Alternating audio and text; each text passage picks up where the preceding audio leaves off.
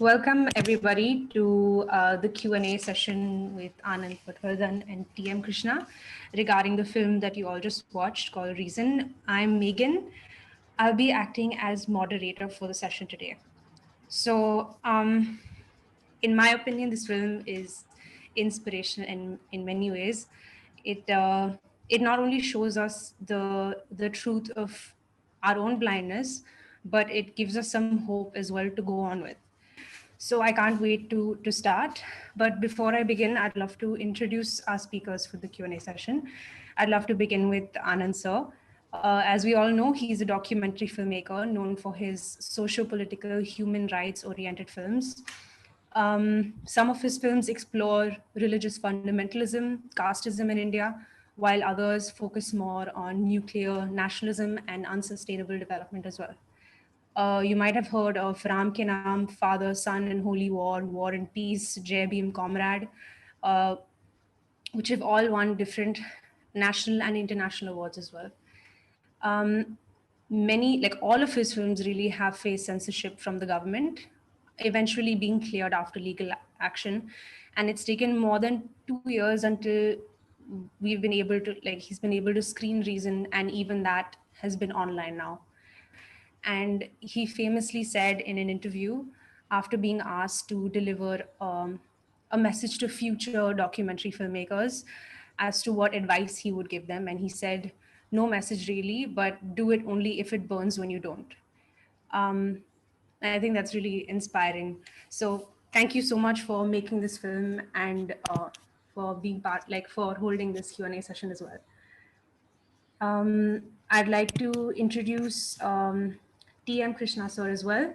I think we all know that he's a very popular and famous Carnatic vocalist, writer, activist, and author. As a vocalist, he's made a large number of innovations in both the style and substance of his concerts, thereby also inviting controversy, as many do. He speaks about a variety of issues, not just confined to the cultural space, but also to left-wing activism, be it the environment, the caste system, social reform, communalism, and music, and so on.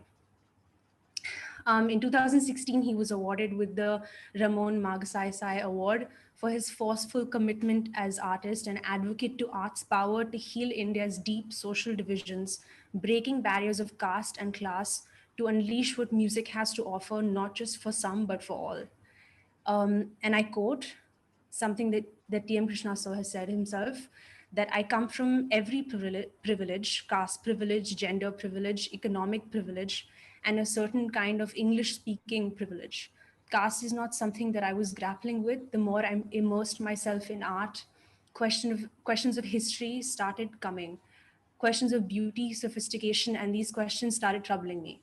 Soon you are asking questions of power structures and society. I stumbled onto caste, and it hit me on my face that all the mumbo jumbo about art experience means nothing if I don't really come face to face with who I am. I'm taking my own voice and my community's voice and challenging it as hard as possible. Thank you so much for joining us for this Q&A session. It's our pleasure to have you here with us. Thank you for your time. Okay, so before we start the actual Q&A session, I'd also like to just say a few things to our audience. Whew. So you can post your questions in the Q&A session right below. There's a small tab. You can keep putting your questions in there, and we'll go through all of it. We're here for a peaceful discussion, so I'd like to ask you to refrain from using any abusive or hateful language. If you're having any trouble with the webinar, then I think the easiest thing is just to leave it and then rejoin the webinar. Usually that helps. And without any further delay, I'd like to start with a question. So I think a really important question that we can start with is from Suki Iyer. Do you think there is hope?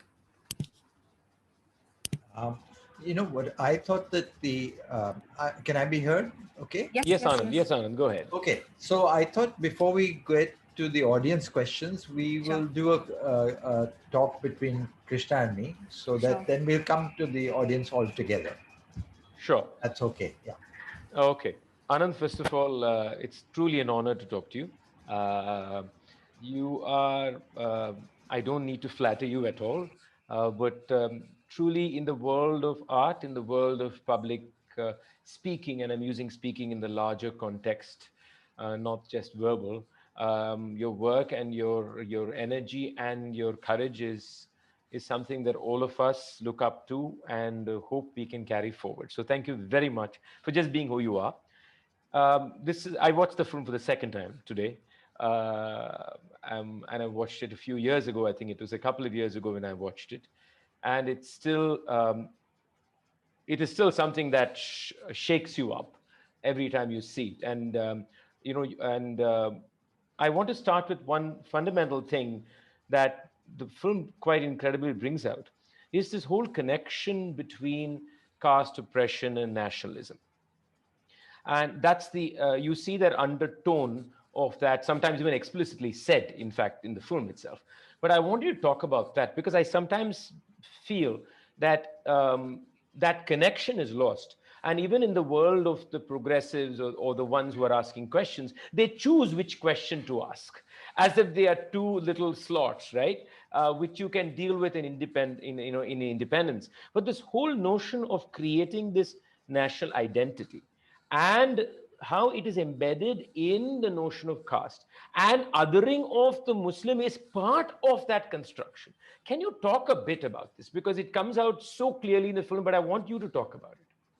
Yeah, certainly. But before that, I just want to thank you for being here and to tell you that the we are a mutual admiration society. Obviously, after I heard what you said about me, and I'm just amazed at what you're doing with your art, and the way you have politicized your art, in the sense that you have taken it much further than where you found it. Um, so anyway, yeah. So the idea, I think that even though I grew up in a progressive family, in the sense my on both sides of my family, people had fought the independence struggle. In my father's side, almost everybody went to jail against the British, etc. But we, like you, I'm also from the upper caste um, Hindu background, and even though they were progressive, they were socialists, and they talked about caste, but it was not at the forefront of my imagination as I was growing up. And I came across it, uh, you know, suddenly when I worked in a village for a few years in Madhya Pradesh, and then went to Bihar during the Bihar movement, and then uh, I started some things of that came into my filmmaking uh, as I began. In the very first film that I made, there's a moment where Jayaprakash Narayan asks people to break their caste threads. I mean, the audience was all kinds of people, but then he appealed to the upper caste there, as this was a total revolution, that we should break our caste thread. What's the meaning of this caste thread? Um, and then when I made Ram Ke Naam in 1990, uh, I did something that many people at the time objected to when they saw the film, because throughout I keep asking people. I first interview them, and then I ask them what caste they are, and what Mm. what you see is that the people who were actually for the demolition of the Babri Mosque were largely upper caste, and the people who were saying it doesn't matter. I mean, we've lived here together for hundreds of years, and why bring it up now? Were people who were not upper caste. So I started to notice this difference, and so caste became foregrounded in my consciousness as I went along. And in reason, I try to talk about caste right from the beginning, when you look at the independence struggle.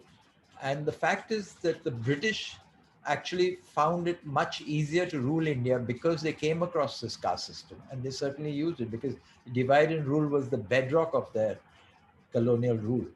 And so not only did they divide Hindus and Muslims, but they found a ready-made division of the caste system which they could use.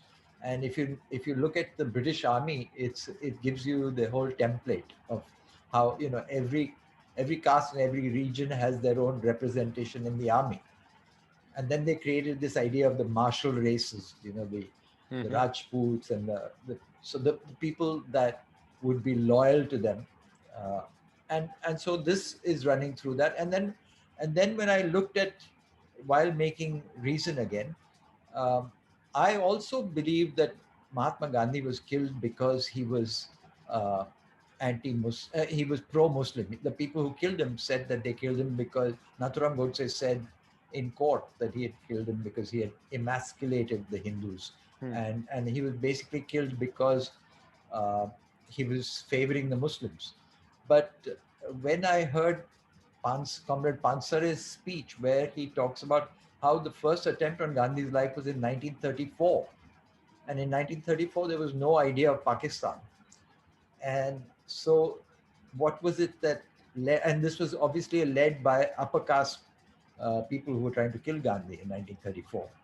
And so it's clear then that the reason that they wanted to kill Gandhi had nothing to do with Hindus and Muslims. It had to do with the fact that they perceived Gandhi to be anti-caste, anti-upper caste, because he had started to clean his own night soil and advocated that. Plus, he was also the Gandhi Ambedkar uh, Pact in 1932 actually led to the first uh, idea of reservations, Hmm.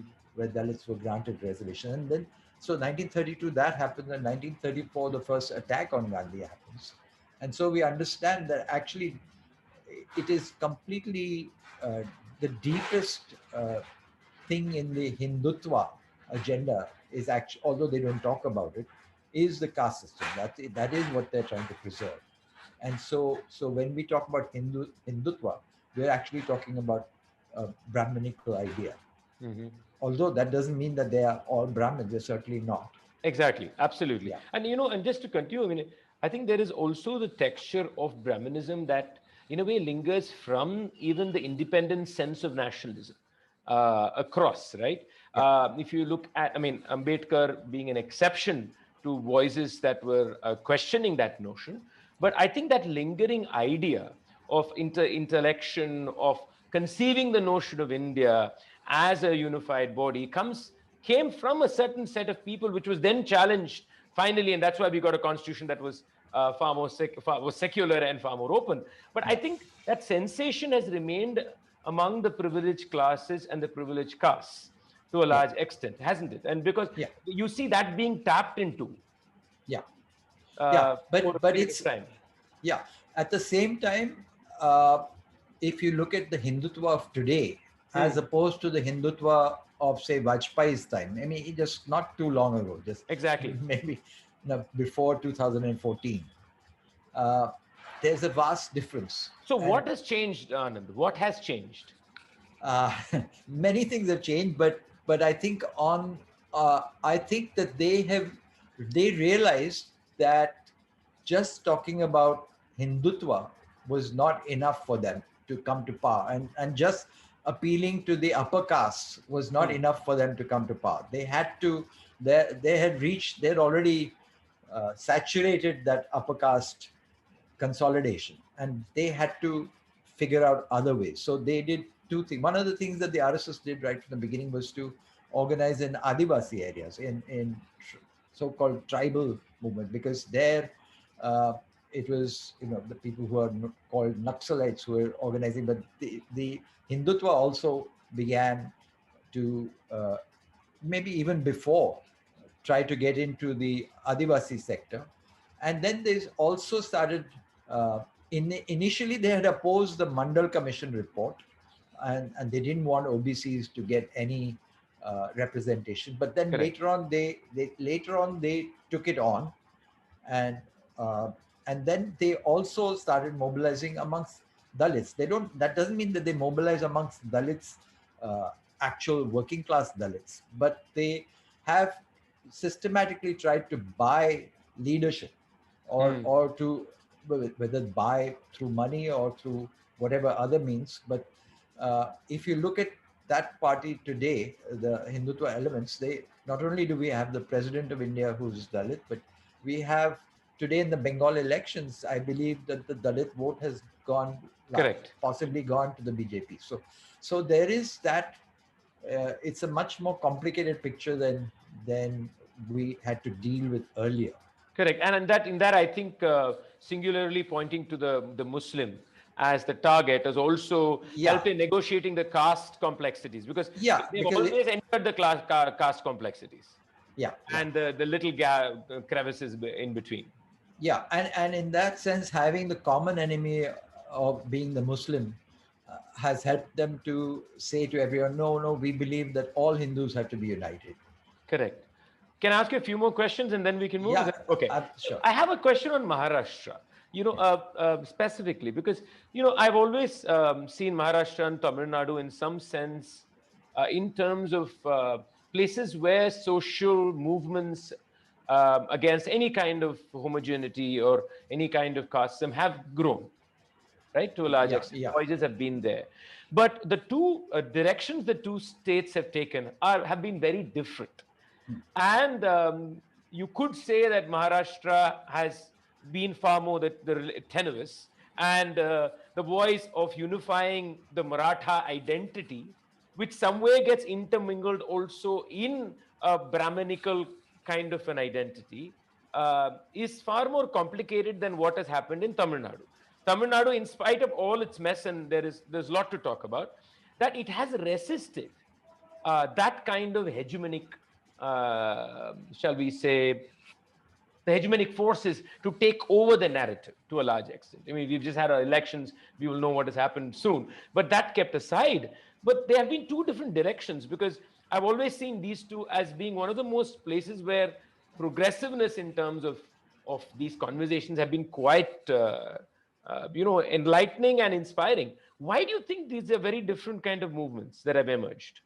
So I don't know enough about Tamil Nadu in depth, but in Maharashtra I can talk about a little more.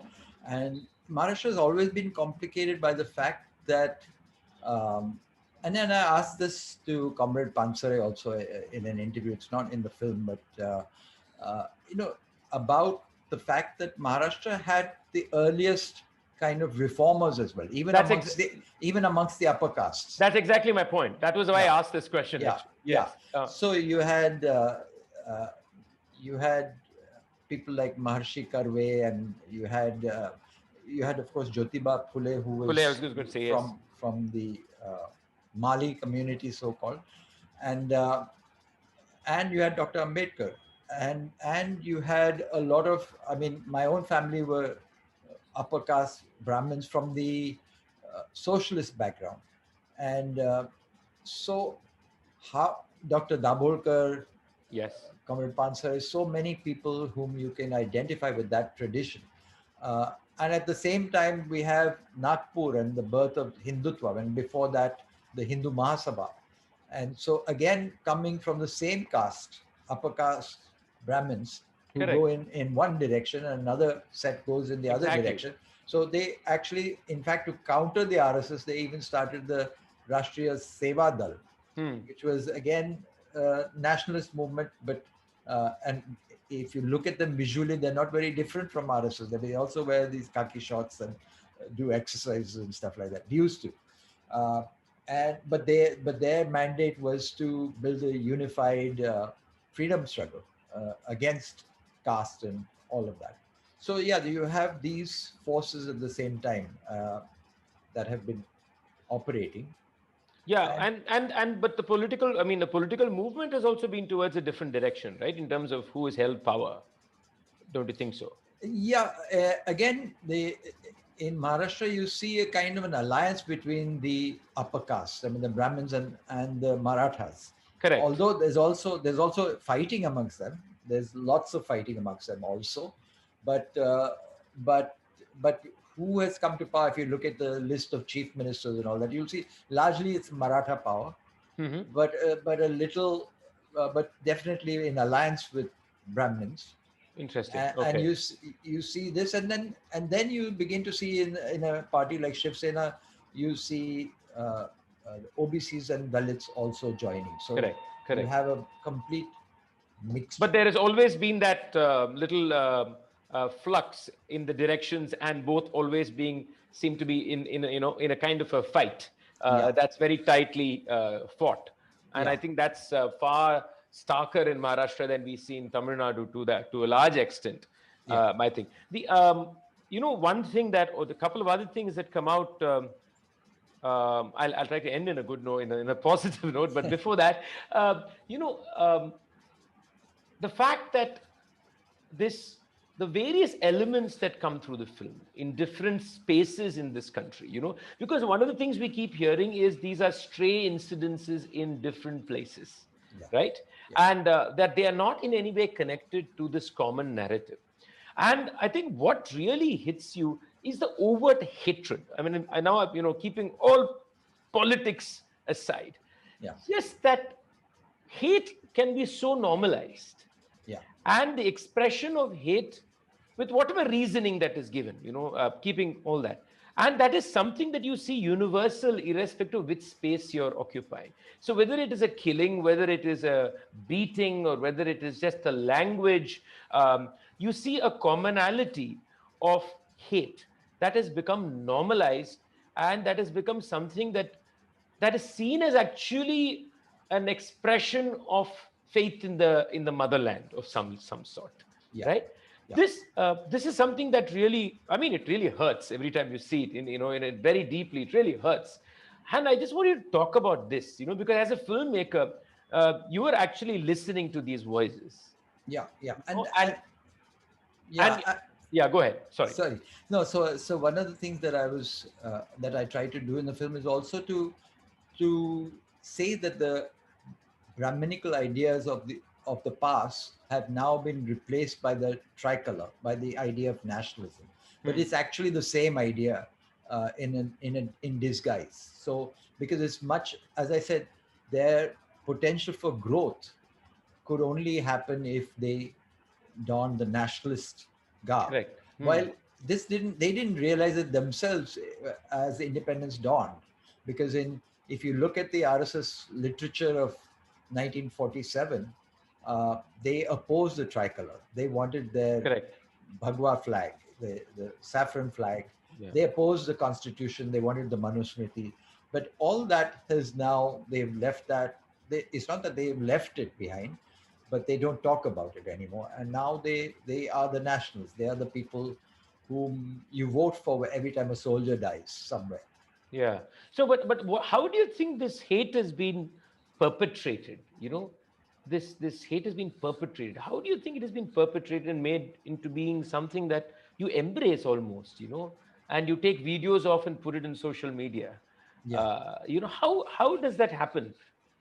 Yeah, so I have no real answer to that psychologically, but all I know is that I see it not just in India. We saw it with Correct. Donald Trump's America, and we saw the kind of extreme right wing and with the what is Black Lives Matter has been fighting against in America, and we see the same kind of hatred. We saw the lynching of people, and so in many ways, caste and race overlap. I Yes. mean, Yes. the racism and casteism overlap, and you see parallels. So it's something that, and you saw it in Nazi Germany. Again, Yeah. I Yeah. don't want to I don't want to Exactly. say No, no. that this is Yeah, yeah, Nazi no, I know, Germany. I Yeah, know exactly. No, but I think the fact that we have reached a point where maybe much more than at least the immediate past of this country, where this is actually displayed as a symbol of something.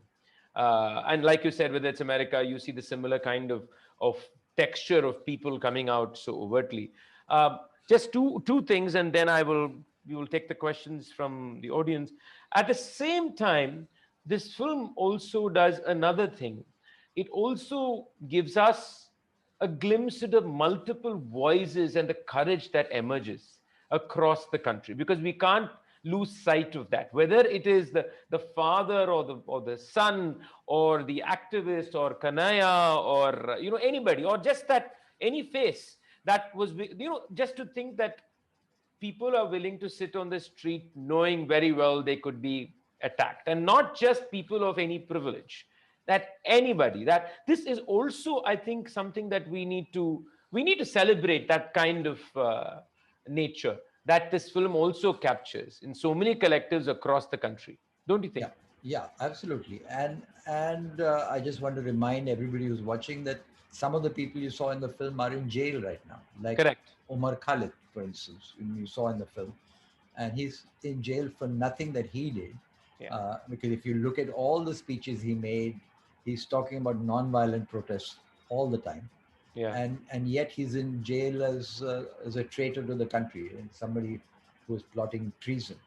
Correct. And that is across the board in our country right now. The jails are full of people who are genuine.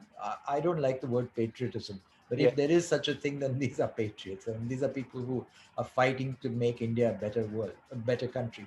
Yeah, I always like to say that it's neither patriotism, national, but it's that smell that you smell, Yeah, the dharti ka smell, and yeah, you know you're home, and I think that's it's that feeling, it's that little thing that your heartbeat and your body feels, and that's that love. yeah, yeah, And there's this one fleeting part of the film that I don't want to miss, is when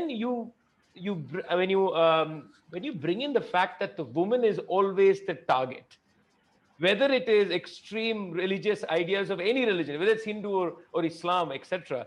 There's that 5 minute in between, right? When it doesn't matter which religion is, any kind of, yeah, the target is the woman. And yeah, I want you to talk about that because that is a very brief part of the film.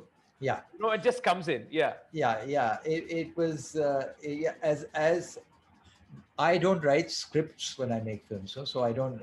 I'm just following my nose and being in places where I think something interesting is going on. And we happened to be, we went to this place where the Haji. Haji Ali mosque was being, women were being denied entry. Well, in the past they had been allowed, but as even in Islam, uh, things became more conservative. Correct. And these are Haji Ali shrine is a Sufi shrine, so it's much more liberal, and yet you find this kind of attitude about not allowing women in.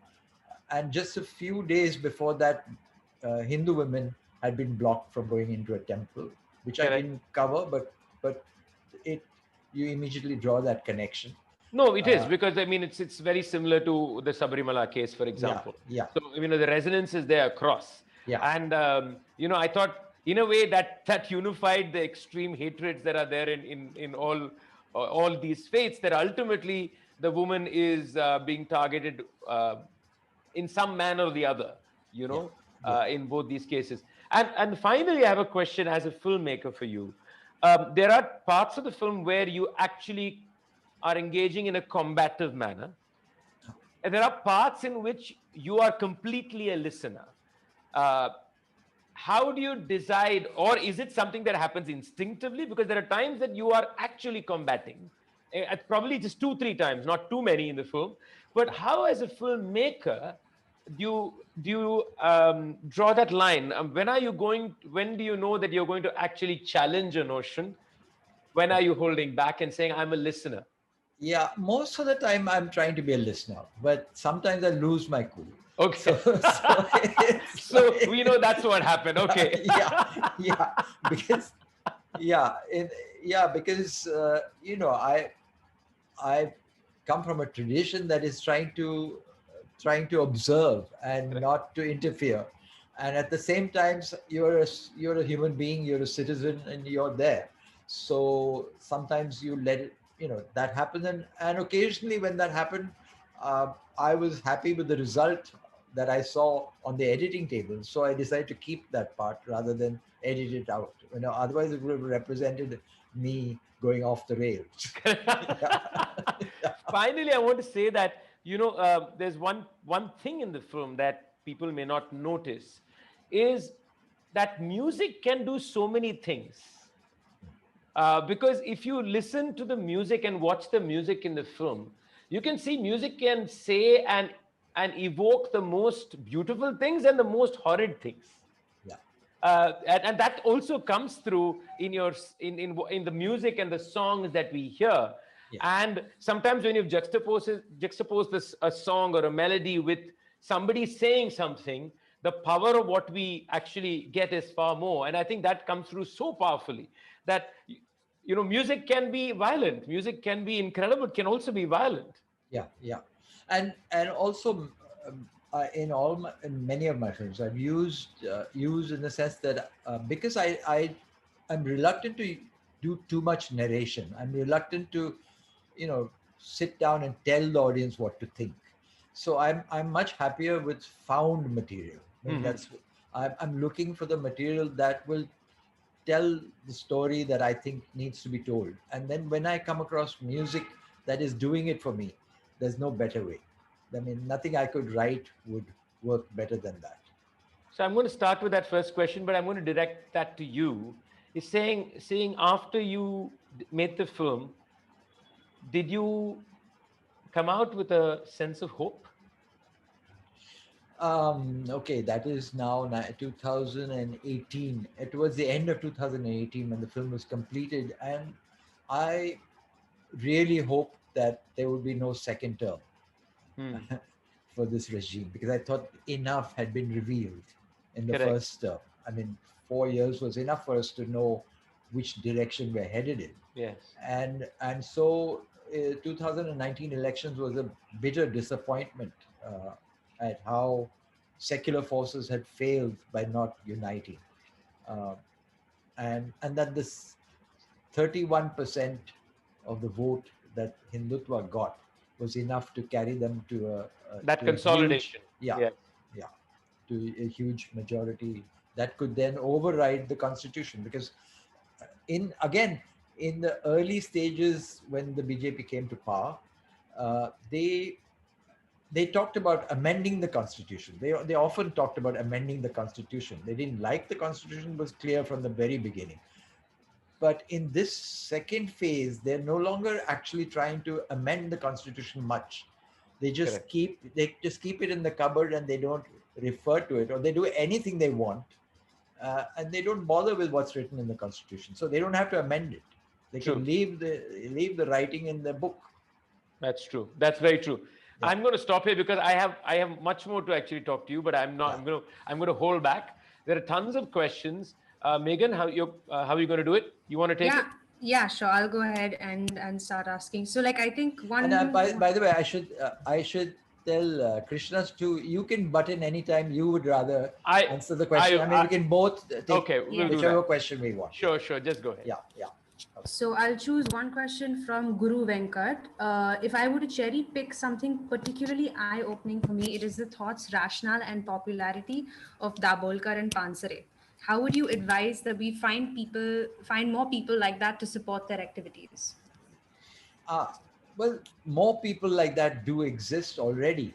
It's just that maybe the media has not focused on them, and maybe the extreme right wing has not focused on them, which is a good thing. Yes. But so I don't want to point them out necessarily. But there are amazing people all over the country who are doing incredible work. I mean, right now, obviously, everybody can see what's happening in Delhi with the farmers, and it's the most heroic movement that has probably happened to this country since independence, maybe.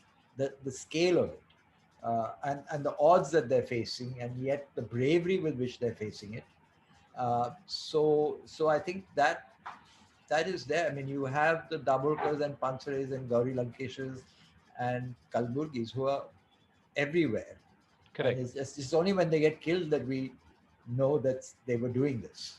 Yeah, and absolutely. I just want to add that this misnomer again spread by the media that that people like Dalbokar were anti-religion Yeah, in a general blanket sense also needs to be, I think, challenged very strongly publicly.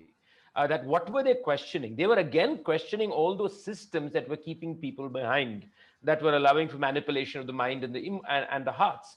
And therefore, I think that's also something we need to constantly talk about. That what is the idea of rationalism is also something that I think we need to create a larger discourse about. yeah. And as I think, I don't know if I used that. No, I didn't use that particular moment in the film. But Dabolkar, in a speech, actually talked about how he's not, he's not telling people don't go to the temple or don't go pray, etc. All he's doing is that he's just saying that it's a very thorny path, and there's lots of obstacles out there. I'm just giving you a small little torch which you should use when you're walking, so you can That's see beautiful. see where you're going. That's beautifully put. Yeah. Yeah, yeah. Yeah. Anything else? So I think the next question that I'd like to present to you guys is anonymous, but what are your hopes and expectations from the 2024 general elections?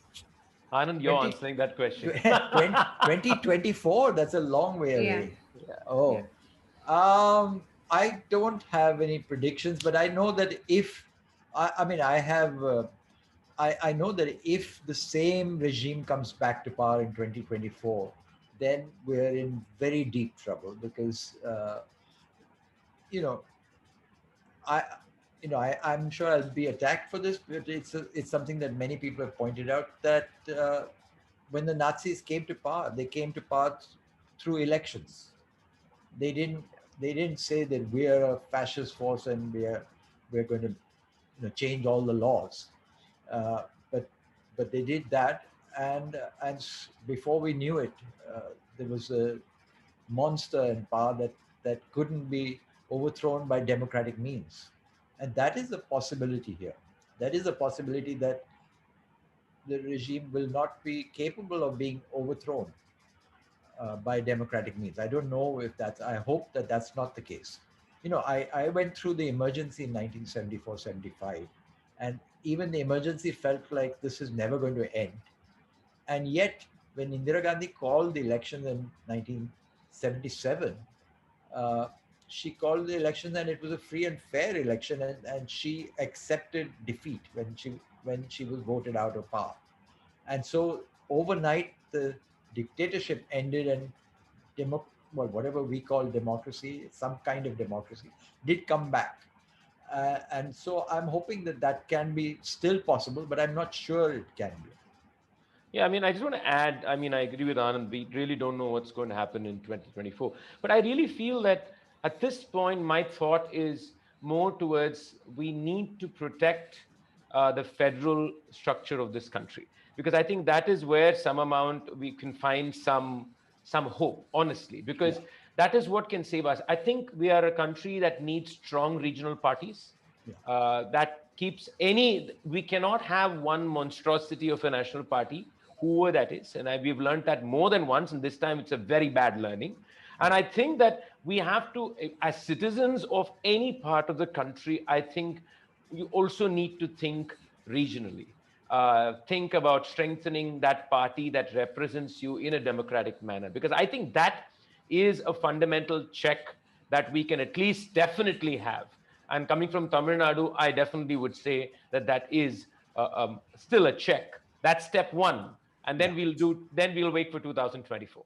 Yeah, and then I want to just again, and I'm guilty of this myself in the film. Reason that I haven't focused on the economic uh, aspects of what is going on. I mean, it's Correct. not that Hindutva is not in power because of themselves. They are in power because a certain extremely like what we could only call crony capitalism is actually putting them in power, because that is just as the British found it convenient to back religious forces, whether it was Muslim League or Hindu Mahasabha or RSS, in one way or the other, they supported and encouraged them to grow. Uh, the same way, this extremely tiny number of super rich families that control the economics of this country and abroad. I mean, again, international players are involved in this because it's not just the Indian big capital, but their partnership. And they want a certain kind of system that will deliver the goods for them. So that is what we are up against. We're not just up against some mumbo jumbo religious idea. We're up against that plus huge financial and military backing. Absolutely. I think the next question that I'm going to present is actually very applicable to the both of you. It's an anonymous attendee as well who's asked this.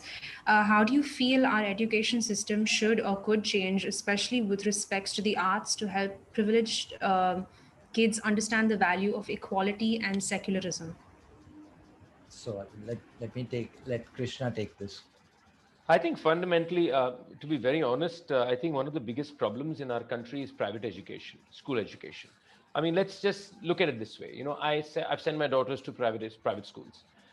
It's almost by design, you know, almost the caste bandwidth of children who come to private schools and caste bandwidth of children who go to government schools. We all know this. So fundamentally, we are sending our children to a casteist environment, even in the most liberal, open school. The fact is, my children grew up with people who are just like them. Uh, you know, I'm not talking about economically, I'm taking culturally and Yeah, socially. yeah. And they may discuss caste in school, they may have lectures on it, but they've not shared a meal. They don't understand what different cultures are. They don't realize their own privilege vis-a-vis something. So one of the things that private education does is it actually emboldens the entire caste structure. And I think sometimes it is kind of ridiculous for us to expect such a kid to understand caste after they pass out in 12th grade. I mean, very practically speaking, you go 12 years like this, and suddenly you want this child to understand. And when I say understand, I'm not talking about intellectually. I'm talking about actually feeling it. You know, we may all understand it conceptually with regard to discrimination, etc. But what does it mean to feel that we are all equal? What does it mean to feel that we are the same? I mean, that's entirely different. And private education never allows for that. The other side, you have these children going to public schools, yearning to get into a private school, okay? And they're all then lumped together in a college, in a public college. Just look at the mess we create and the tension we create with our children. So, therefore, I mean, if we want to change that, I think that there needs, I mean, the radical thing will be that children only go to public schools and you make private schools so expensive that not everybody's going to access it. That's the radical position that I would take. But maybe that's not the way ahead and it's very difficult to step back. So I think there needs to be a reimagination of our schooling system entirely by every state if you want to address inequalities and create awareness about equality. I think that needs to be done, one. Two, the other thing is about art education. I think that art education itself is is hierarchical, entirely hierarchical. Like I've always said, when we created institutions for Indian arts, just look at the kind of arts that got institutions. All those art forms belong to the Brahminical class. So we are actually discussing knowledge. So how do we create value for knowledge? What is knowledge? Who sanctifies something as knowledge? Therefore, I think even art education needs to be, I mean, is stuck in caste, unfortunately. And therefore, if the person who comes from a marginalized section who wants to say practice an art form within quotes which is within the Brahminical world has one kind of struggle. Then you have the artists who practice art forms that are marginalized because the community is marginalized, who are again fighting a different kind of stigma, trying to find space in what we call mainstream. Then you have the privileged art forms who are very satisfied with where they are, like anything else. So you have these very complicated silos that we have created of distrust, of hate, of aspiration. I mean, an aspiration which is deeply problematic, and so therefore, how are we going to address this? This requires, I think, what I would like to call as intersections. How many intersections can we create between people? And in those intersections, how much art can be exchanged, problematized, questioned? So whether it is in the film or whether it is an actual physical space or whether it is anywhere else, I think our best effort is to create intersections. And if we can create intersections in schools, in colleges, and beyond that, as people of art, I think at least a dialogue emerges from it. Yeah, I completely agree with you. And I just want to point out that even if you look at reason and you look at the places of resistance that I'm talking about the student movement, the places of resistance are Hyderabad Central University, Jawaharlal Nehru University, Allahabad, and where you see the students actually speaking out and have been politicized and are resisting, and you know that these are all the public funded universities. Exactly. Even the Film Institute in Pune, where a struggle took place. So where there are privatized colleges, you don't get that resistance because the elite is already self-satisfied. They don't have that kind of, they are already talking about merit and, how to fit into the consumer world as easily as possible. Uh, and and so public institutions is where the hope lies. And it's not such a radical idea, actually, to have institutions where everybody studies together. Because even a country like America, which is the capitalist country, still has neighborhood schools, Yeah, or used to have neighborhood schools. That means that everybody living in this neighborhood goes to the same school. It doesn't matter what their economic background is, it doesn't matter what their caste background is, but they live in this neighborhood and they go study in that school. And when in America, when it started to go wrong is when black kids were studying in black neighborhoods but had very bad teachers or very correct, bad correct, infrastructure. So then they brought in busing. They took black kids into white schools, correct. and there was a huge protest against that, huge backlash of the white people who didn't want black kids to come into their neighborhoods, either to study or to live in their neighborhoods. And Yeah, so we'll see that struggle happening once we allow that process. But we are not even at the stage where we are, from the government side, yeah. wanting that process. No, and also we can't deny that the robustness of American democracy in terms of social movements, in terms of whatever it is, has a lot to owe to this. That this intersection in the school happens, and this complicated debates happen. These points of conflict are worked with. Yeah, and I think that is lacking in what our middle class experiences to a large extent, at least. Yeah. So Megan, we can. Yeah, I'm here. The next question is from Uday. It's regarding, is India still in the dark age? Why don't intellectuals in India embrace the idea of anti-nationalism openly? There are a couple more questions within this. I'll present it in a bit. Can you just repeat that again? I just lost the last. Yeah, I didn't understand Yeah. either. Is India still in the dark age? Why don't intellectuals in India embrace the idea of anti-nationalism openly? Where does the person mean that we should be anti-national, or he's saying that we should Yeah. No, fight against the idea that some people are anti-national?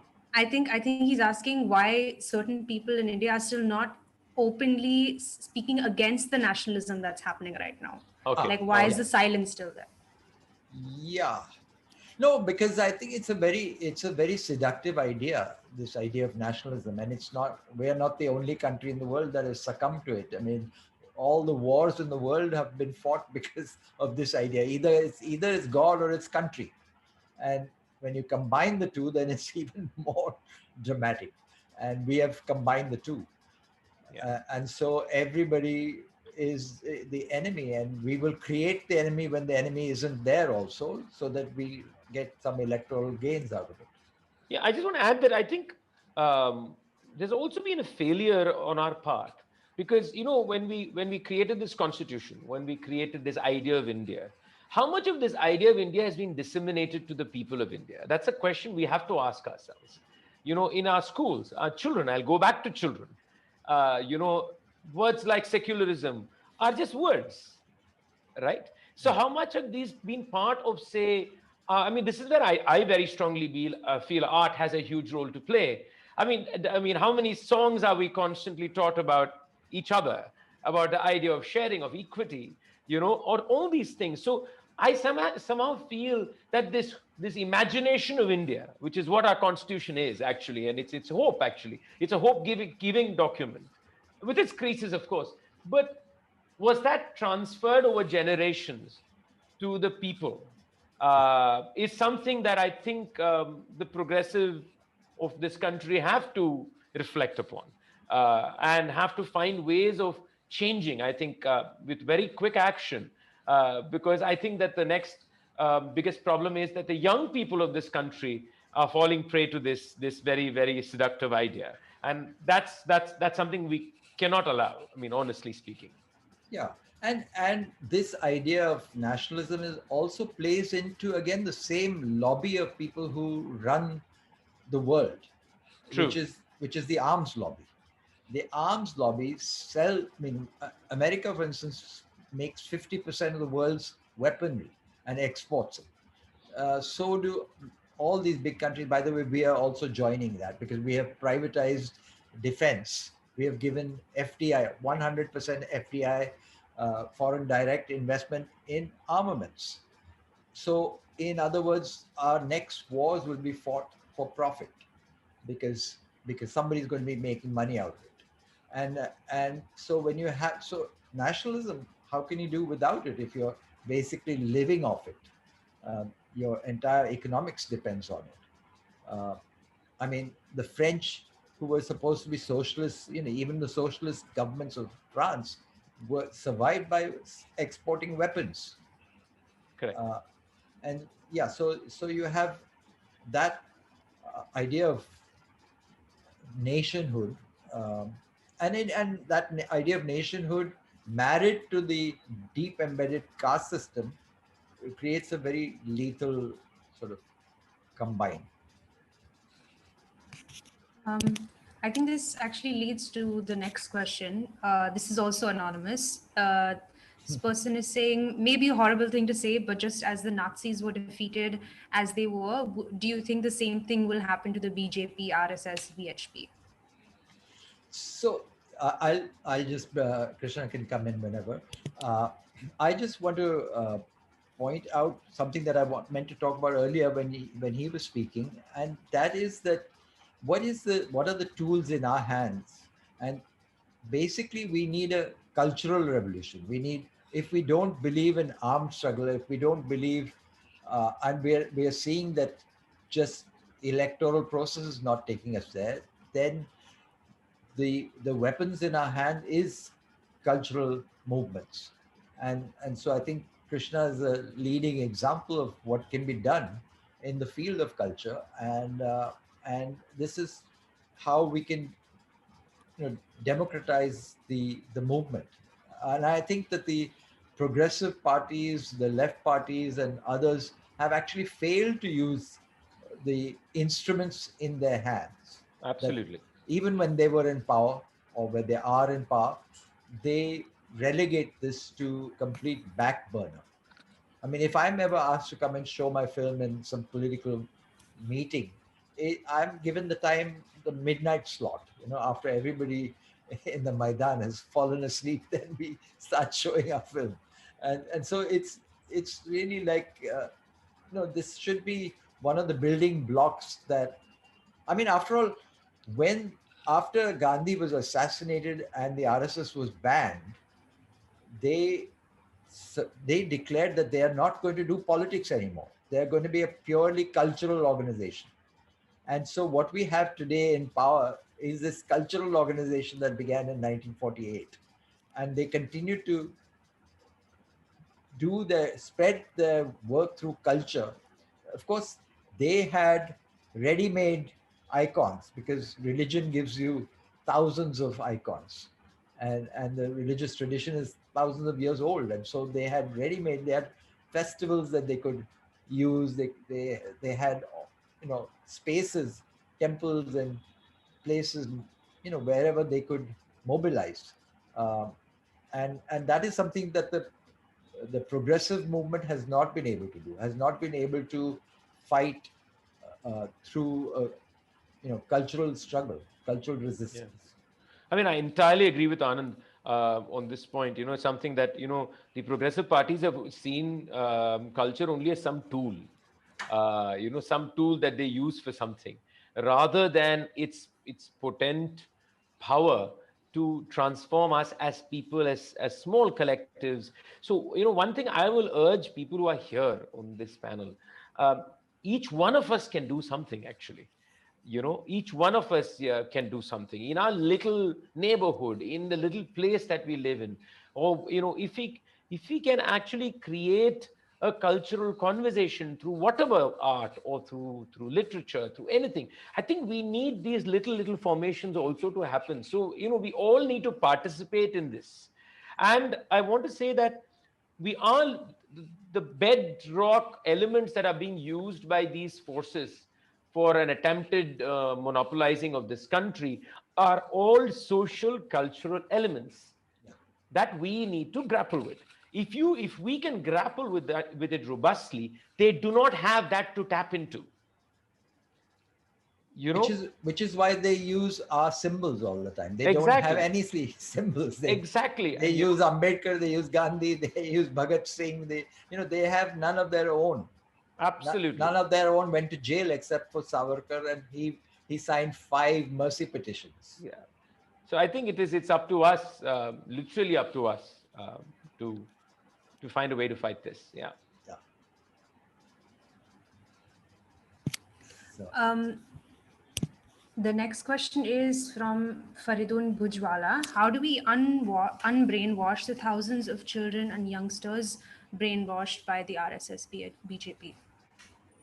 yeah, that's that's more or less the same question as before, but Yes. yeah.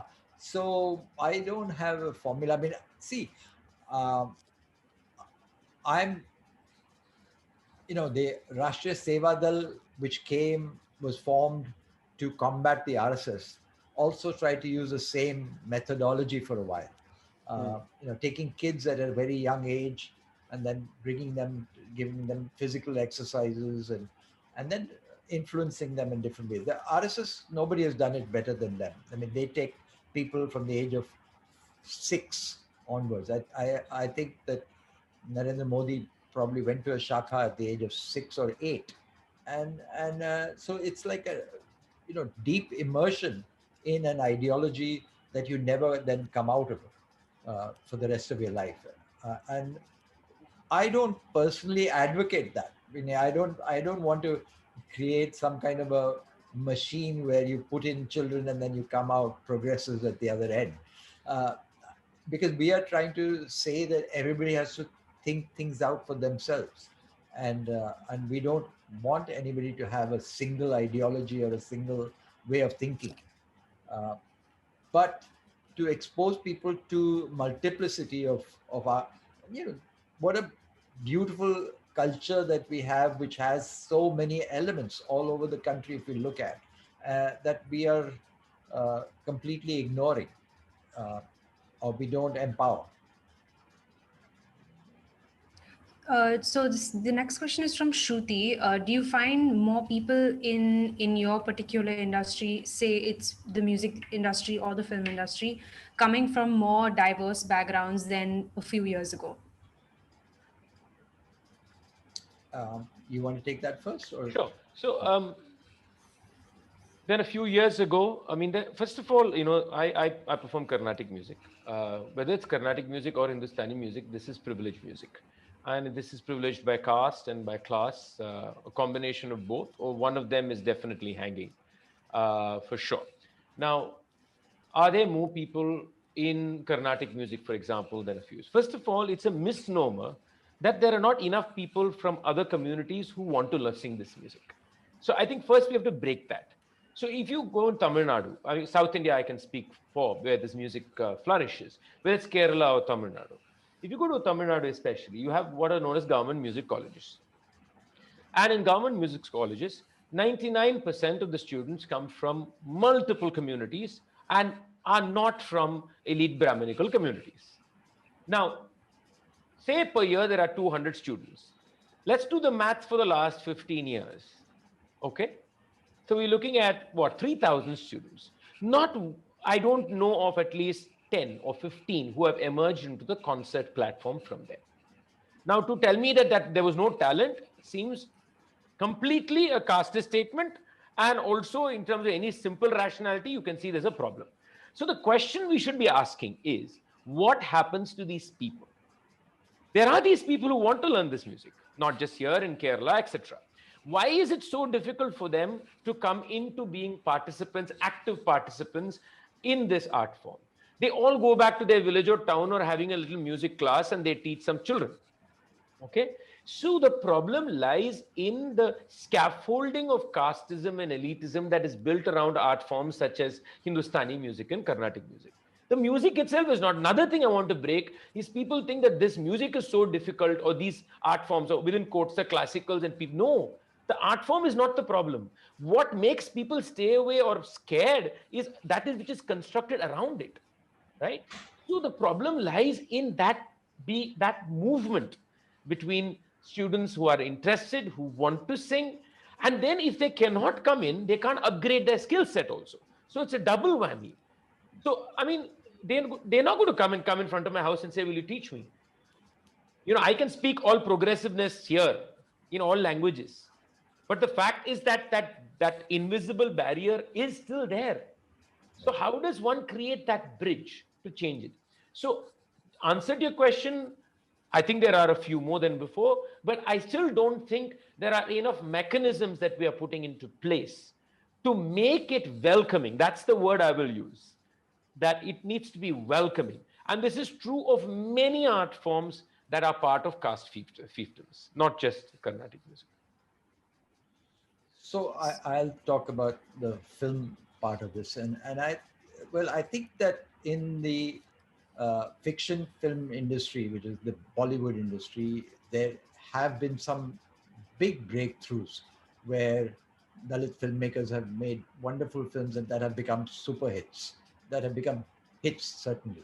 Um, in the documentary world, which is in a sense, the documentary is already a lower caste, in the sense that because the documentary cinema people don't usually join it because they can earn a lot of money from it or become famous doing it. It's occasionally you can survive doing it, but it's a very difficult process to start with. But what has happened is through technology, that since the time that I first began filmmaking, which was on celluloid, where you'd pick up this film camera and then it was expensive film, and then you had to worry about how much you shot because uh, it was then you'd make a working copy of it, and it was you would shoot on a negative, you make a print, etc. It's a very complicated process. And today it's digital filmmaking, which people can do even on their phones, and are doing it. So in a sense, the democratization has happened because the technology has become much more accessible than ever before. So you see the big media is not covering the farmers movement at all, or almost not covering it, but we get what is going on because people with their phones are recording everything, as they Hmm. recorded in Shaheen Bagh or as they recorded in the anti-CAA movement. So we are seeing a process by which people are making uh, getting their voices heard, getting at least making the material available. Getting their voices heard is another can of worms, because it's not enough to make a film. You've got to make sure that the film gets to be seen, and that's the process that we're in right now because it's so difficult to get the film seen. And this is for someone who comes from a privileged background, and so even with all these privileges, I still have trouble making sure that there's an audience for these films Hmm. that I can reach. Uh, and But yeah, I think that all, we are in the middle of a lot of changes, and I think that the process will continue with documentary as well. So this actually leads to the next question as well. So seeing what happened in the Karkare assassination, it's clear that the investigating agencies are completely under the Hindutva control, regardless of who is in power. So should there be a discussion on how this can be dealt with? Yeah, there should be, but I mean, if you want to know, the at the very top of the hierarchy of the intelligence agencies is the uh, Intelligence Bureau, the IB, and the IB was set up. It was not a constitutional authority. It was actually set up in British India through a telegram from the king that intelligence has to be gathered, and they've performed that process for after independence. We didn't undo that system. We didn't have any kind of overview on who is the intelligence gatherer here. And the intelligence gatherer in a system like ours is the upper caste ideology. So it doesn't matter who comes to power, but the intelligence agencies are already have their color, which is almost impossible to fight against. Yeah. And The we should, only yeah, sorry, go ahead. no, so the only thing we can do is to have the citizens' voices that challenge what goes on, and that's where these phone cameras come in, and where people, because the process has been democratized, uh, the only way to keep some check on the intelligence agencies is that there are people who on the ground are recording things. I mean,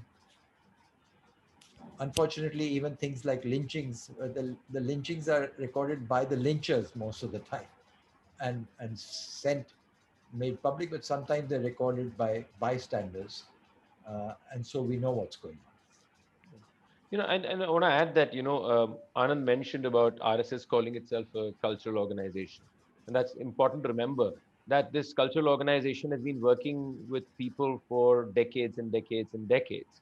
Yeah, So, irrespective of who's in power, these people have all moved up the ranks or are in different positions of the intelligence or any other service in this country. yeah, And therefore, we are up against all this. We can't, underestimate the number of people with that kind of an ideology who are in different parts of government and places of power. yeah, yeah. So, how do you understand the role of institutions in allowing this hatred, bigotry, and fascism to continue their atrocities? So, what is basically like the role of institutions whilst this fascism is growing and nationalism is growing in our You mean country? to act or to stop it? Is that the question? What is their role basically, Okay, according what to is their you? role? Oh, okay, Yeah. okay. Again, it's too general a question in the sense that it would be more useful to if we look at specifics, because otherwise we'll end up, using So, cliches in the answers as well. So I think I'll move on to another question. If Abhijit Biswas, if you'd like to be more specific, you can also re-enter your question. We can revisit it as well. So how I'll move on to an anonymous attendee as well. How important do you think the role of celebrities has become during such times? Yeah.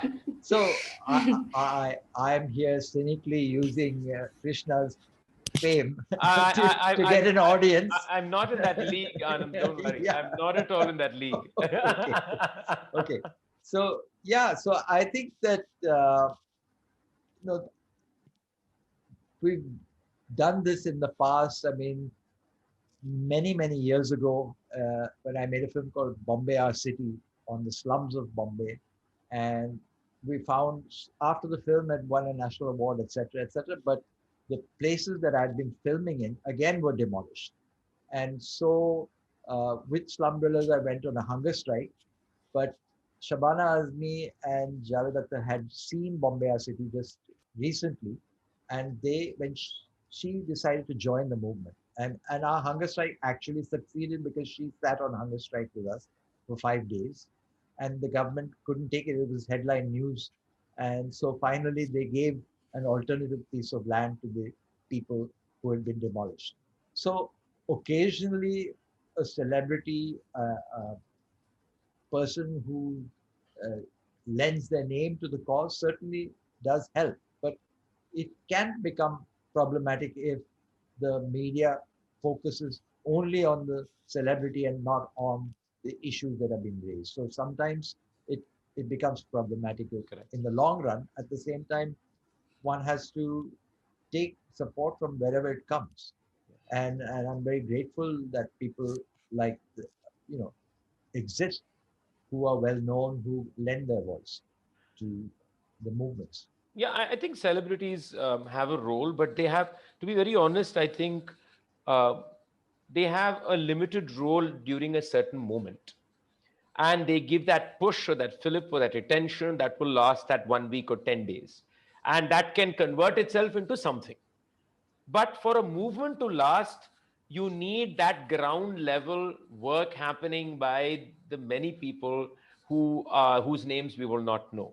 So I mean, I like to use the word megaphones for celebrities. Celebrities are these megaphones, and you need megaphones for shouting it out there so every news channel hears it, or at least somebody pays attention to it, depending on, of course, the intensity of the situation. But it can't depend on them for its existence. So I think also movements, very honestly, have to be strategic and smart about when to use celebrities and when not to use celebrities. There is, I think, some strategy in that also that needs to be employed. Yeah. Yeah. So, since we're talking about strategies that we can employ, the next question is actually related to that. What strategies can we use to resist propaganda through social media specifically? Oh my God. Just get out of WhatsApp. Yeah. I got out of WhatsApp and then came back because we also needed to spread the word. So we come Yeah, back to it, but knowing that everything you do is being watched. So we, no, if you take the attitude that it doesn't matter, you're not doing anything that is seditious, uh, then let them hear whatever they want. correct. Correct. I don't know whether, sometimes maybe, we shouldn't be looking for these large scale answers, these universal solutions. What do we do with,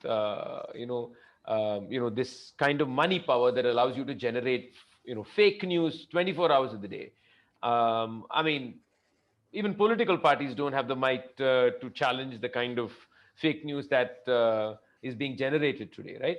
Yeah. So I think we all have to work within the circles that we work in some manner.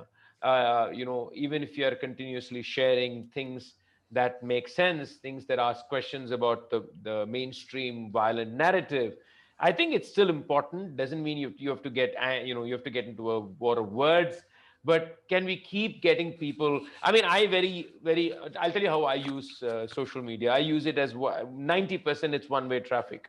I don't get into arguments most of the times. I don't.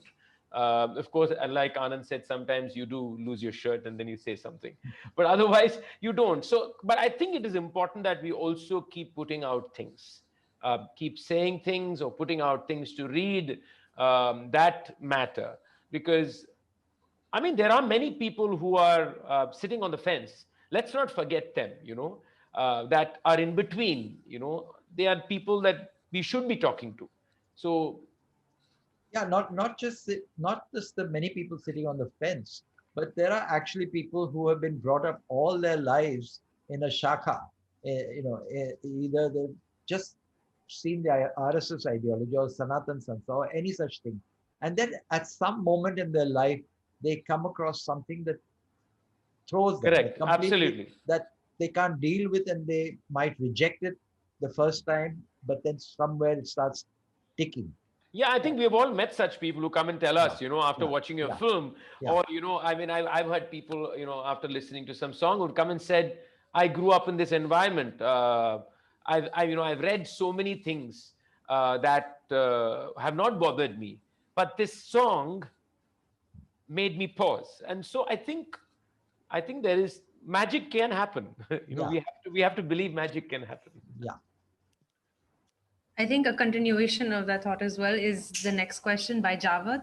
Uh, in the fact that this conversation is happening today shows that the democratic space is still not completely lost.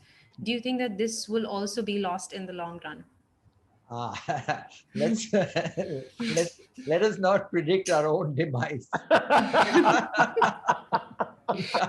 Yeah, So I think that I think we'll always find some crack. There's no system that is so foolproof that nobody will ever protest again. It's not happened. And fascism is unsustainable. I mean, we've not seen fascism last for more than, how long did the last fascist state last? Uh, a decade or less. And so I think that will keep changing, and we'll always find ways of speaking up. yeah. And the more they suppress us, the louder the voices will get. And that's what we saw with Dabholkar and Pansare and Gauri Lankesh. Yeah. That the more they tried to kill people, but still they didn't succeed. Um, the next one's from Tushar. Watching the documentary, I realized that a large majority of citizens are against the fundamentalist ideologies being propagated in the nation. Yet we seem to be voting for the same divisive parties to power. Why do you think we are in this state, and will this ever change? Uh, I, well, I'll give you my own. I don't. I'm actually confused, and I don't understand how this the party in power keeps winning. But I think that it's partly because of the huge money power, and partly because they can actually they have control of the bureaucracy that actually controls the elections, and so we don't even know whether they have actually won elections fairly. And we see in state after state that they buy the people from the opposition. After they lose an election, they still come to power. So, so it is a subversion of the system that is going on. Yeah. The next question is from someone named Anand as well. The film has truly captured the distressing trends and the protests against these regressive powers, but there was very little on women's struggles and LGBT struggles. Is it that these have not come together with the struggles of the minorities, or is it that you had to choose what was present because of the constraints of time? Um, Actually, there is a very brief shot of in Hyderabad University. You see a brief shot of a quilt being worked on by the LGBT, which was a LGBT quilt was being worked on while people were protesting the death of Rohit Vemula. And you see a brief glimmer, but again, I don't make fiction, so I can't actually structure the film to say everything I want to say politically. And I'm relying on found material that makes sense in the logic of what is being filmed and told. So that's what I did. Yeah. The next question is regarding the tribunal. So, what do you think the suspension of the film tribunal will mean for the state of cinema, especially since your films have had trouble with the censor board?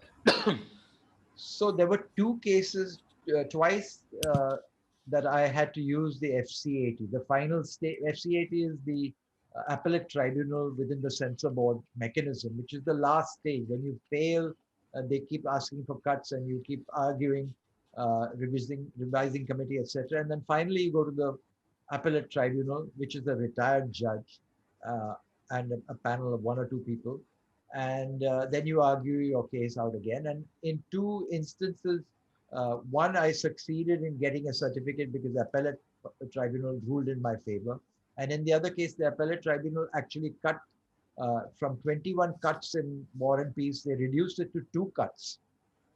But I still was not satisfied. I didn't want those 2 cuts either, so I actually went to court. I followed the route of going to court almost for many of my films, and we've always won, but after many years. So while that process is going on, we end up wasting a lot of time in court. So what the state has just done is to eliminate one step within the system, so that you go to court faster. Uh, you can go to court faster, but again, the court is not an option that is easy for most people, because I was lucky that I had lawyer friends who would do it my cases for free. Uh, Not everybody can find that easily, and so going to court is a really difficult task for people who don't have access to good lawyers, and in today's world, to good judges. That's equally difficult to find now. I'm just going to add one thing, that along with this film tribunal issue, let's not also forget the new digital laws that have been brought in, because they are also doing something very similar to anything that is coming online. It's not just newspapers or online newspapers. You could be a content creator who is also then basically, you're being told that any intermediary, which is the platform, is forced to remove something.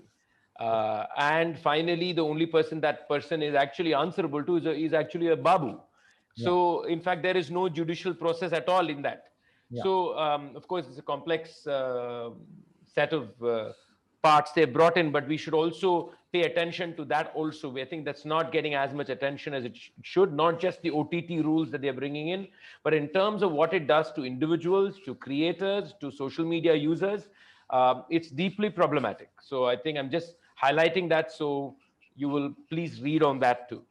Yeah. And again, we have a constitution that guarantees freedom of expression. Absolutely. We have a constitution that we've used in court many times, because Article 19 guarantees the freedom of Yeah, expression and the public's right to information. So we use both those absolutely. elements, um, and people will have to do that, whether it's OTT platforms or whether it is internet.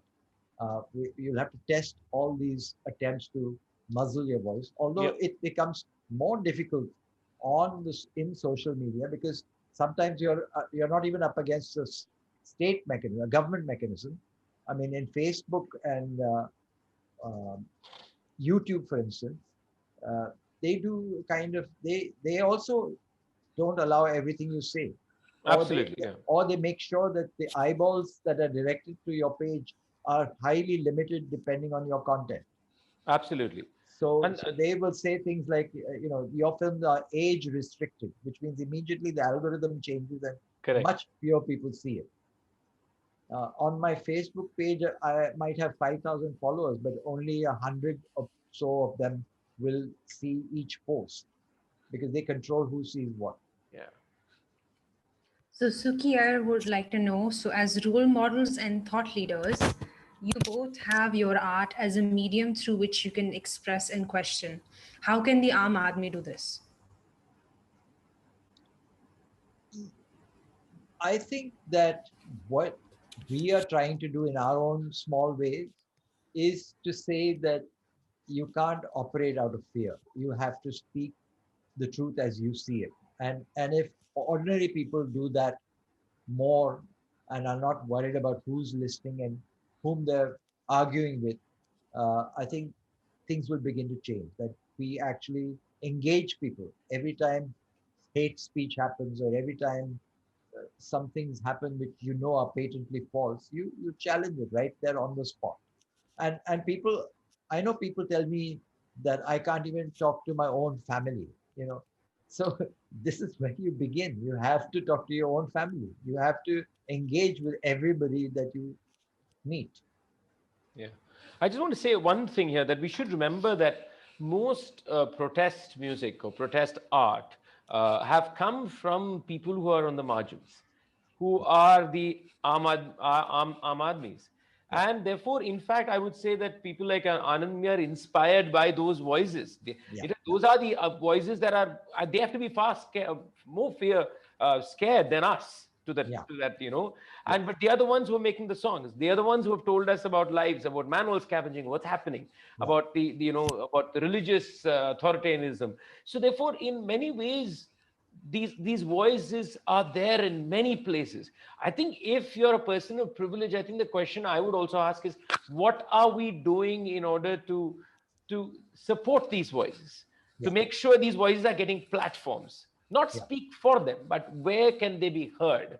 I yeah, think that's something that you hear you actually see in Anand's, in this film itself.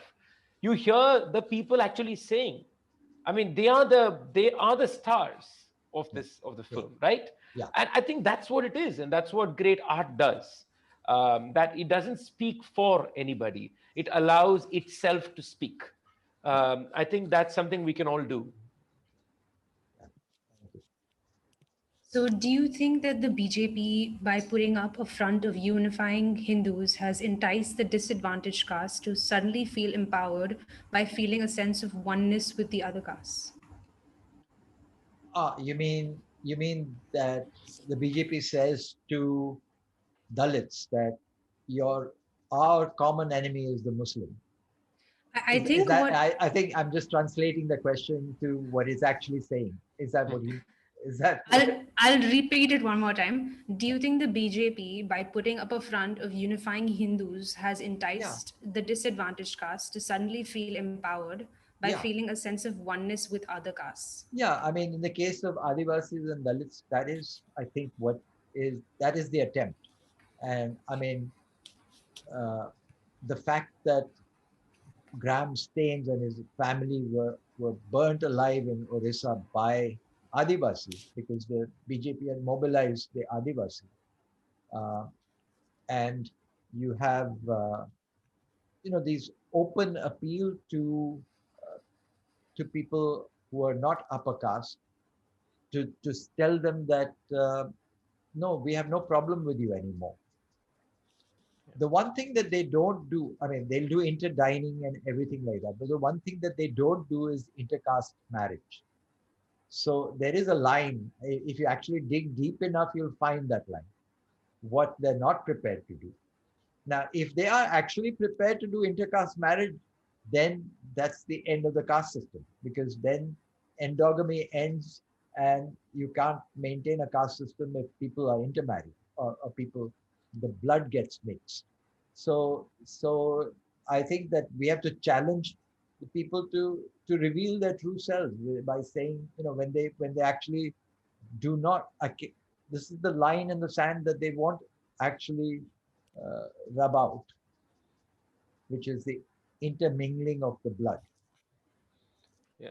I just want to say something. Some people asking whether the questions are being censored. I think I just want to come to Megan's defense here. There's no censorship happening. There are over 50 plus questions, and she's doing her best. So there are some questions that have been missed that are just inadvertent. So Yeah, and I personally welcome any negative questions, yeah, so actually, it's because it makes things more alive when that happens. I yeah. mean, So otherwise we're talking to ourselves. yeah. So just want to say that Megan is not censoring you. Yeah, Definitely not. Should I move on to the next one? Yeah. sure. Hello, can you hear me? Yeah, we can hear you. Okay. Yeah, okay. Sorry, so have New Age spiritual movements influenced a good section of the privileged classes towards social conservatism and Hindutva nationalism?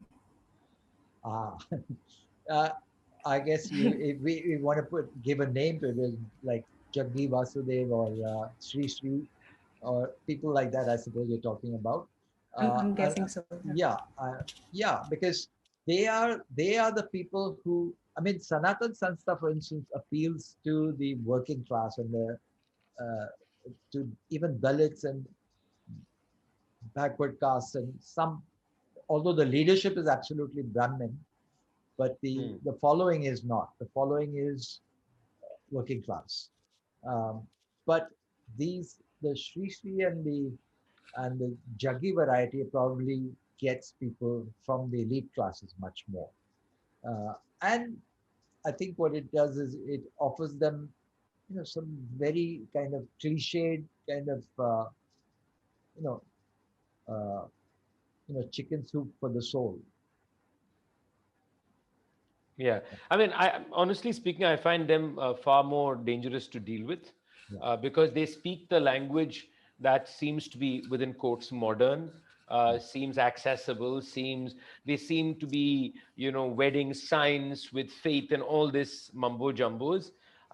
They are just the Deepak Chopra's who are dressed in ochre robes or in some robe or in some fancy style turban, and it's I think it is there is a certain honesty in dealing with the traditional type of the guru in its own way, because there is you know what you're getting, and you know that you whether you disagree, agree, you may combat that's different, but here there is a lot of things that are hidden behind facades after facades after facades, and they're very they're intoxicating, and they also make it aspirational, and but they're actually speaking far more violent language than we even know, and when we consume it we don't realize we are consuming violence, and that's the scary part.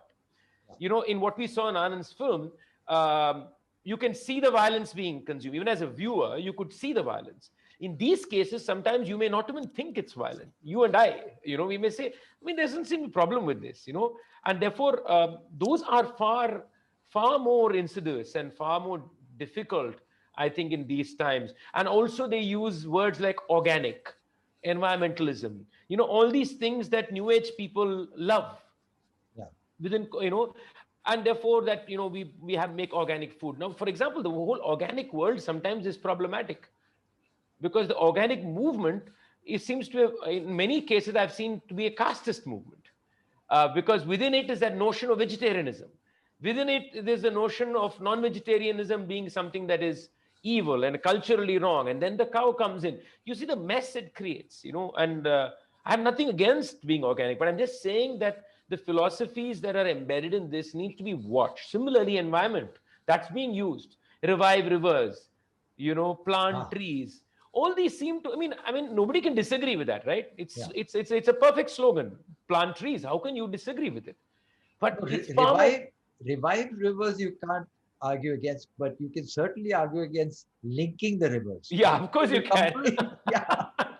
you know, or planting trees. I mean, there is, and so therefore we have to. I think we need to very strongly resist these kind of languages, and I think we have to speak to our families. We have to speak when these videos are circulated. Please discuss these videos. Because we have to talk about how dangerous they are in the kind of things that they propagate in the name of being rational. They actually debunk true rationalism, and this fakeness suddenly seems to be rationalism. Which again is not to say that we have to deny spirituality of all kinds. That is something that is, I wouldn't do certainly, and I'm sure Krishna doesn't do that either. That there are some things that we don't necessarily understand about the universe, and Of course. you can put your faith in some unknown factors, and people do that, and Yeah, you shouldn't rob them of it either. absolutely. I think there is a certain necessity for faith, whatever you call it, Yeah, because faith in a way is hope that tomorrow will be better, yeah. and something provides you that energy and that belief. And who are you or I to challenge that, or to And question it? yeah, and people like Dr. Ambedkar and Mahatma Gandhi both actually recognize that the Indian public has so much faith and religion that if you're building an alternative, you have to use that language. And Absolutely. and Ambedkar talked about Buddhism because he searched and searched and found the most rational religion that he could, He could put. reconcile. He could Yeah, actually yeah, reconcile. yeah. And Gandhi used his own religion, but he changed it. When he was his own religion has nothing to do with Sanatan Dharma, and so he completely put his own uh, value system into his belief system. Correct. Yeah. So the next question is from Malay Das. As a documentary filmmaker who works with common people, why do you think Dalits are leaning more and more to right-wing forces? Also, please comment on Dalit participation in anti-Muslim pogroms. Um, I don't know if I want to. I don't. Uh, I think when we say Dalits are doing this, it's a very gross generalization. I would say that the majority of the Dalit community doesn't do anything like that. That what we are seeing, the phenomena that we are seeing is that the powerful and very uh, people with huge money power are able to access some sections of the leadership, but that doesn't mean that uh, all the work that Dr. Ambedkar did and all the work that uh, reform movements did before him has gone down the drain, and that here is a community that they can easily absorb into their Hindutva experiment. I don't think that will happen. There is an attempt to buy up certain sections, but that won't happen on a large scale. Yeah, I agree. I think we can't make that kind of a generalization. I'd like to even stick my neck out and say is that if India really needs to move forward, we need a complete a surge of Dalit movements in this country. Yeah, I think that's a great way for us to move forward, and I think that is what the present regime is extremely scared about. yeah, They're nervous about. If that happens, then they know that their fundamental building blocks will be broken. that they know, and which is why they'll provide these little examples of what they seemingly are doing in order to just have a false face. But I think, yeah, I really think the future is with the wonderful many Dalit leaders we have in this country, Yeah. and I think that's the future. And not just the Dalit leaders, but even in ordinary homes. I mean, if you watch Jai Bhim Comrade, which I made many Yeah, years ago, I go into a home where the children of the family are named rationality and correct. knowledge and, and compassion. Now, where else would you find that in any upper caste family? The people are their name is rationality, or their Yeah. name is knowledge. The next question is actually a follow-up to what Krishna sir was saying before. Rajiv Menon made a film Sarvam Thalamayam about the difficulties of a young Dalit Mridangam player gaining entry for instruction in an elite music academy. Has the issue been acknowledged and addressed by those in a position to provide access and training? Well, I'd like to first say that I found the film problematic. I wrote about it in my book. That I found the film itself being cast blind, because the film makes, for example, to give you a context, the film is about the son of a mridangam maker who wants to learn the mridangam from an upper caste mridangam player and then get entry into performance. This is the premise. But there are multiple issues in that film itself because it doesn't deal with the grandeur of Mridangam making. It almost trivializes that entire action. It does not show any resistance from the young Dalit player towards the casteism that he experiences. There's a point where he suddenly drops eating meat because his guru is a vegetarian. Now, in 2021, you can't make a film that is having this kind of it's a fictional film without showing the actual point of conflict, either internally or externally, and completely negating that kind of battle that needs to be fought, and also trivializing, finally almost saying that if a mridangam maker's son, if they want to get out of poverty and get out of the horrible life they have to become a player, that the life of the maker is not given respect. So I have multiple problems with that film, and I've said that, so I'm just saying it again. Um, well, it is still difficult for a person of any other caste to find entry into the world of elite art forms, classical art forms, unless they find ways in which to Brahmanize themselves, which unfortunately also happens in some cases. Therefore, I know cases where so many people are presumed Brahmin. The individuals themselves come and tell me that people presume they are Brahmin. People presume they're vegetarian. So, I mean, these are all classic signals of embedded casteism. So, I mean, it's a huge task. To change this is going to take a cultural shift, and these may take a decade or two.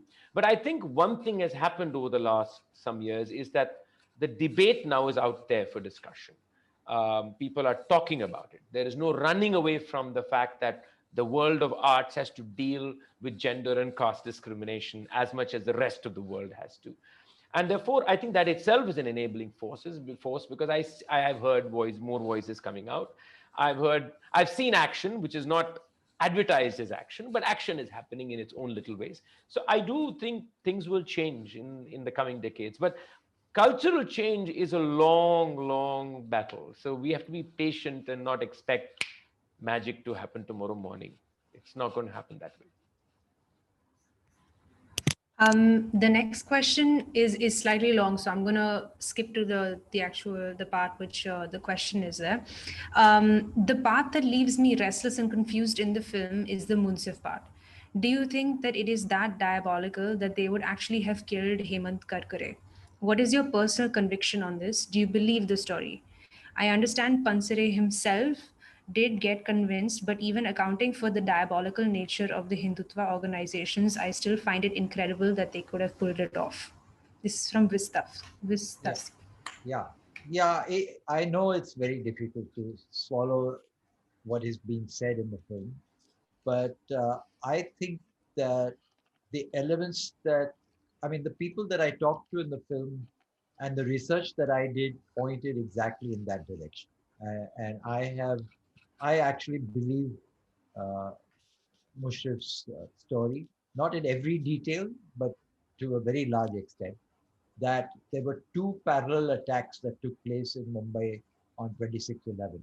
And one was the attack by uh, Pakistani sent here to cause damage in the hotel areas. But one was a parallel attack, knowing that this was going to happen.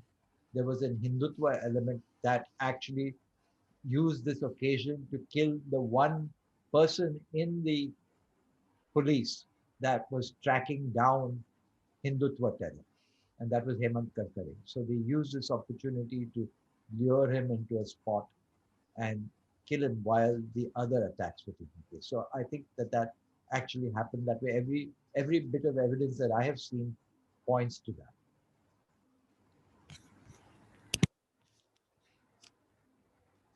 I think we And have multiple. Sorry. yeah, Go ahead. and all these kind of things are absolutely, once you take them on board, it's bound to make you very seriously uncomfortable. But at the same time, I think that we are in a position in our country right now where we should be uncomfortable because with what's going on. If we start accepting this as a normal, then we're done for. So I think another question which has repeated many times is actually what your next project is going to be. Uh, Well, I'm actually now sort of, because of the pandemic and health reasons, I'm not moving out very much. So I'm not where I should be, which is in Delhi, filming the farmers' movements. But I know many people are doing it, and I'm confident that wonderful films are going to come from there. I know some that are already happening, and as I said, there's everybody with their phones that is recording everything. Uh, but I'm basically now uh, editing a home movie. Basically, when my parents were alive, and I filmed uh, a lot, during birthdays and things like that. But also I got some oral history because, as I said, they were all part of the freedom movement as well. A little bit. I wasn't consciously setting out to make a film. I was just recording family stuff, but I'm trying to see if something from that can be pulled out and made sense of.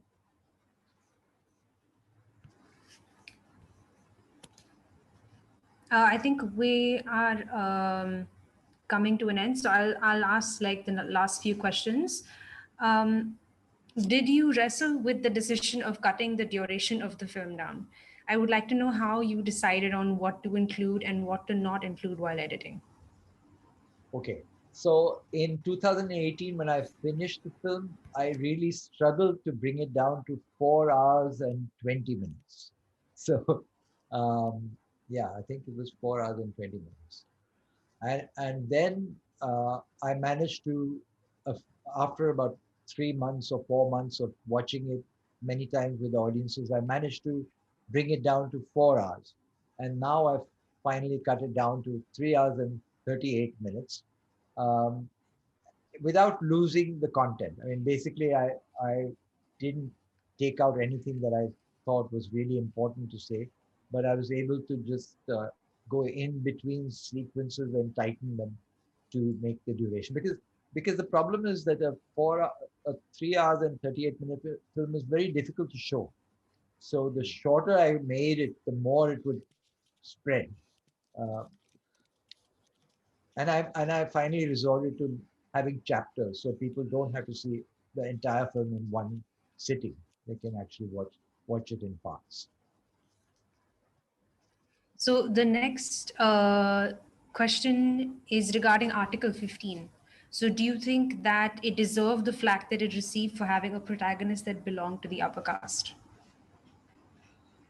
Okay, I have to confess that I still haven't seen, but Ah, but okay. yeah, Well, I did see the film. yeah, So I mean, it is problematic. The problematic part is a couple of things. It's not just the protagonist being upper caste. is the way the protagonist deals with caste. I think that's where the problem is. The film has some very good parts too. I mean, it's, I don't want to paint that film in that fashion. But there, if you look at the conversation, I distinctly remember one conversation that happens about caste with the protagonist and I think his colleagues, his police officers, where he talks about caste and completely caste blind. Now, the other thing is it never shows, it almost relates as caste is a problem of other people and creating violence over Dalits, right? In some way, he is not a participant in that entire culture of caste. That doesn't come through. I mean, it is not even there in the film, to be very honest. And that is problematic. And we have to grapple with it. And I think such criticisms are good, actually, in many ways, right?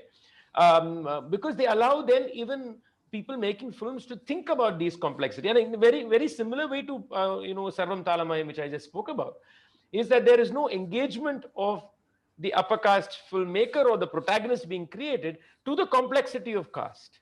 But nevertheless, that they ventured into it allows for this critique, allows for this discussion. So I do think there was a savior element in that. That savior syndrome comes out, and that is something that in 2020, if you made a caste film in 1954 with something like that, we probably will have a different conversation. But in 2021, I think there needs to be better engagement with these subjects before you make a film. And if you made a protagonist who's Brahmin or upper caste, then problematize the protagonist. That's all we ask for. Just problematize the protagonist. It'll still be messy, but then at least it shows that it's an entire community activity which is oppressive and ugly and violent. It also shows the participant of the person who doesn't kill. See, one of the biggest problems is when upper caste people are not shown as being part of the problem just because they don't pick up a gun or pick up an axe. So I think these parts are missing, is my take on the film. I mean,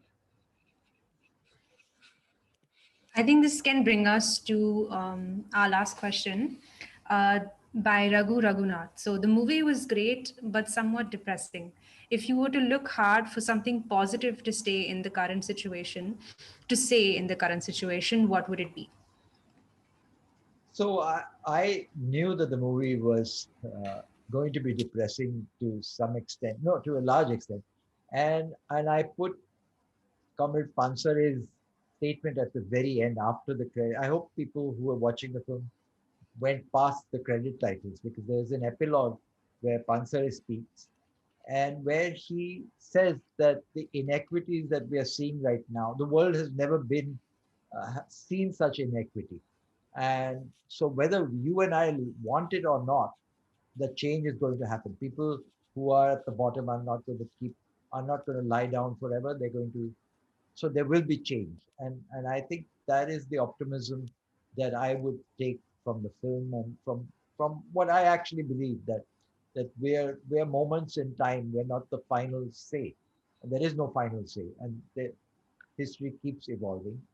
And we will see better days for sure. I mean, we can see that happening right now.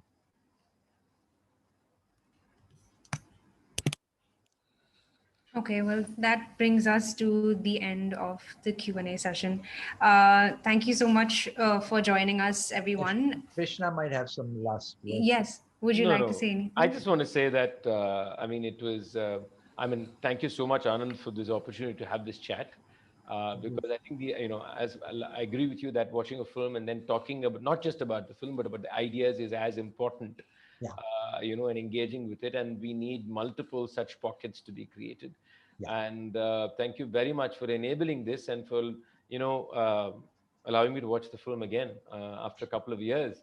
I think I watched the 4.5 hour version first time. Yeah, you watched a part of it because you had a session. Yeah, so I you missed the Yeah. first part of it, and I Yeah, watched the second part of it. yeah, So it's very important, and again, like I said in the beginning, thanks to you, thanks to what you do, and all the other people who do what you do, because it's so important, and it is so vital that we're constantly reminded of everything, and and the complexities in that everything, right? yeah. And you always capture this in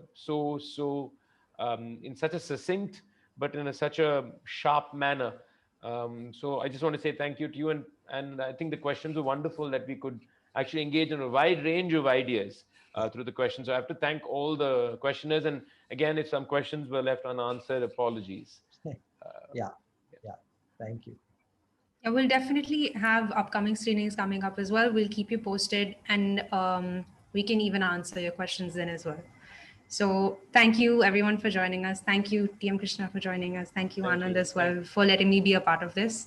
And thank you to Book My Show for allowing us And to be here. yes, thank you to Yes. Book My Show as well. Okay, Thank you goodbye. very much. Thank you. Thank you, Anand. Thank you so much. Thank you. Thank you. Bye.